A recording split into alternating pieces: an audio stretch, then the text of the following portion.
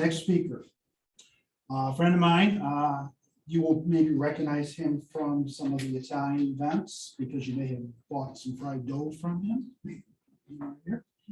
This is Dr. Ronald Rufo. He is a retired Chicago police officer. He has a doctorate in education. He's written several books. He's award-winning on several different levels and great guy. And it's my pleasure to introduce him to you, Dr. Ronald Rufo.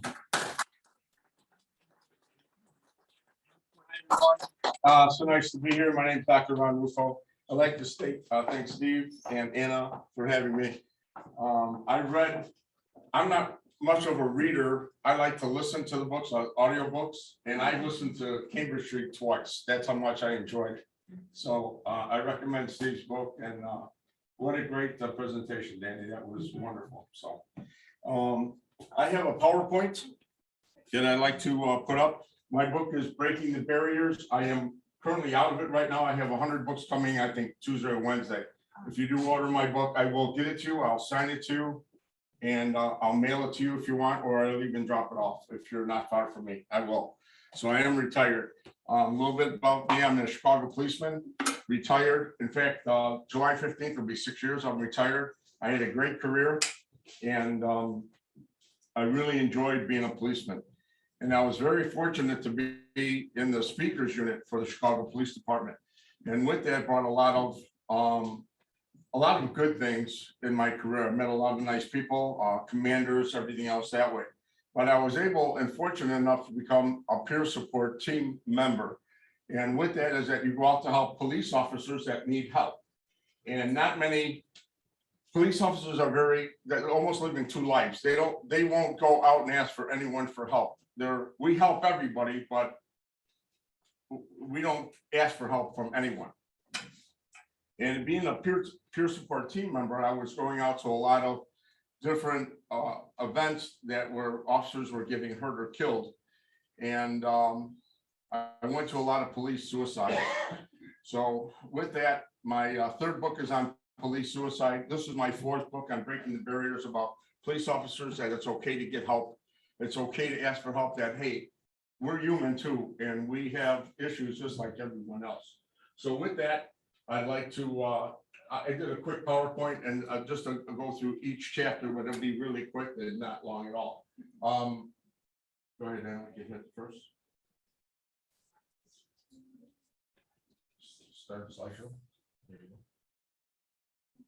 There you go. There you go. Yeah, there you go. Hit it. Go ahead. Go ahead, man. Sit. There you go. The next. No, just keep going. Just hit that.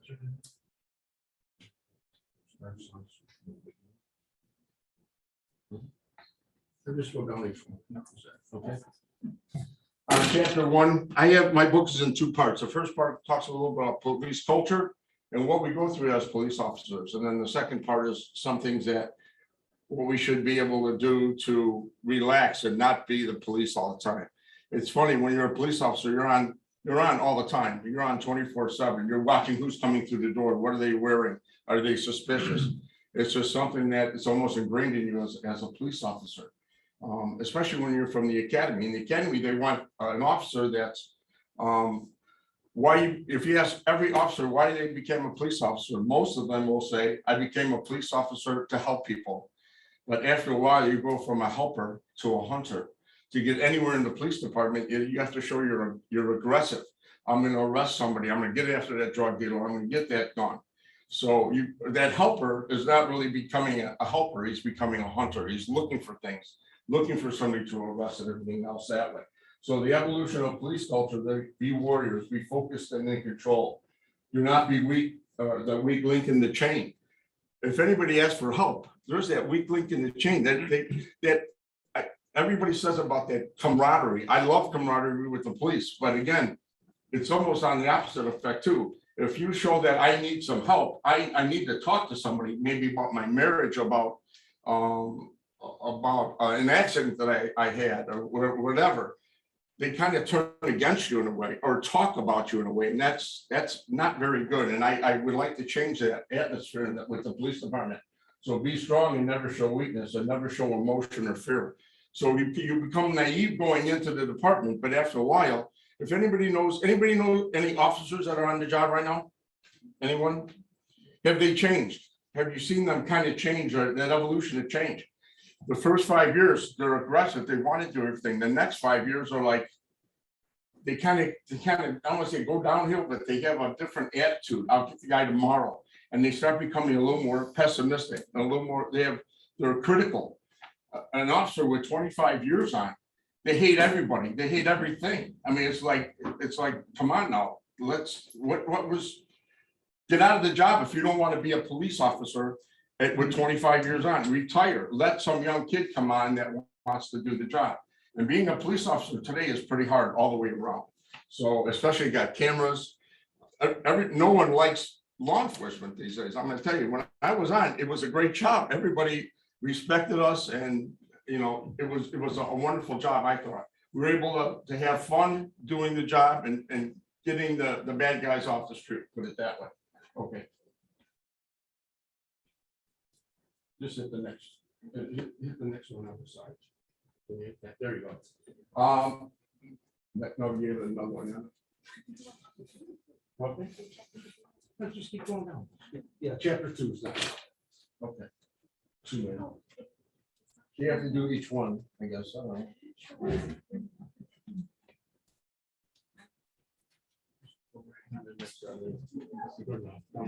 There you go.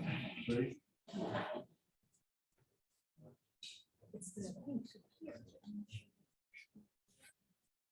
Okay, we'll go from there. I'll talk from there. Just go into that. Then we got stress in law enforcement. Dr. Rufo. Yes. I apologize for interrupting you. I would love to listen to you. Okay, no problem. But I got to be home at 12:30. Go ahead. Thank you very much. Thank you. I am also police. Oh, are you? God bless you. I apologize. I guess we have a little problem. You want my computer? Oh, well, Let's just go. And so the whole thing is that how police officers kind of change throughout their life on the job. And what we're finding out is a lot of police officers are dying in not in the line of duty, but by their own weapon. And there's by police suicide. And that's the whole thing. Well, I'm trying to change that atmosphere where police officers it's okay to get help. And I have a dear friend of mine, her name is Dr. Marla Freeman. She's in my book. And she started something that says Chiefs Lead the Way, where police chiefs actually go for counseling. So it's okay for everyone underneath them to say, hey, if my chief went to go get help, everybody else should be able to as well. My whole thing in this book is to change the criteria for law enforcement is for everyone. You know how we shoot every year to qualify? We shoot every year to qualify so we can carry our weapon. Every year we should have a mandatory counseling session so that we can at least talk to someone about getting help. And I think that would stop the stigma of saying, hey, Ron Rufo went for help. Let's ostracize him. So instead of saying everybody's going for help, everybody has, just like how Mr. Izzy talked about, everybody has demons or everybody has issues. There's no one here that it has the perfect life where they may have someone who is a family member who's an alcoholic or something else that maybe have other issues or their grandchildren or their family members or whatever.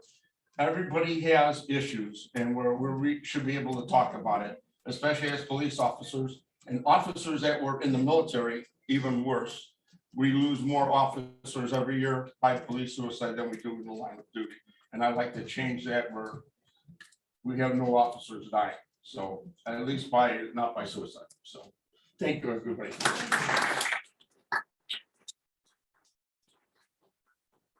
And oh God, that's okay.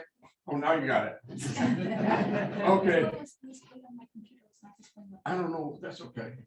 All right. Well, I don't. That's my third book, Police Suicide. That's up there, and I was fortunate with the police department. We had a program to get to receive your doctorate degree, or they have a, where you can get your education. And they want you to become an educated police officer instead of just a cop that's on the street and, you know, fighting crime. So we had at Loyola University had a, I went to Loyola back in '73. Loyola, I just missed the doctoral program for Loyola, where I went on to Argosy University, and 12 of us, we had a cohort of all officers that went through. They paid for us to go to school, which was a nice thing. You have to get an A, but they pay for everything if you do. So I was very fortunate to jump in on that program. So yes, sir. I have a question. Why is the word cop used for cops? To me, it's very demeaning. Demanding on cop. Yeah. You know what? That's from back in the British days. They used cop a lot, and back here in America. But I just think, you know, police officer, policeman, it's the respect that should be there. And just like anything, there's good cops and there's bad cops. I think just like that bell's curve, there's a lot of good cops, there's a few bad cops, and everybody else in between. Everybody we're human, but I think the respect has to be there both ways. For the citizens we serve and for us as well. It's a more, yeah, cop is, I mean, everybody's like, hey, look at that cop, or look at that copper. So yeah, more from Brittany can originate from. Piatti? I don't know. Flat feet, because we walk a lot. We're supposed to anyway. Thank you, everybody.